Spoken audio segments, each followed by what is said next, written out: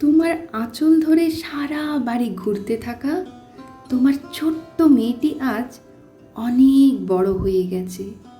তোমার মতোই সেও একাকী হাজার কষ্ট যন্ত্রণা বুকের মধ্যে লুকিয়ে রেখে হাসি মুখে থাকতে শিখে গেছে। কলেজ থেকে বাড়ি না ফেরা পর্যন্ত আমাকে নিয়ে অকারণে দুশ্চিন্তা করার কারণ আজ কিন্তু আমি সন্তানের মা হওয়ার পর বুঝে গেছি। সারাদিনের হাড় ভাঙা পরিশ্রমের পর রাত জেগে আমার পড়ার টেবিলে কষ্ট করে বসে থাকাটা আজ আমি ফিল করতে পারি। এখন আর তোমার শাড়ির গন্ধটা আর পাই না মা।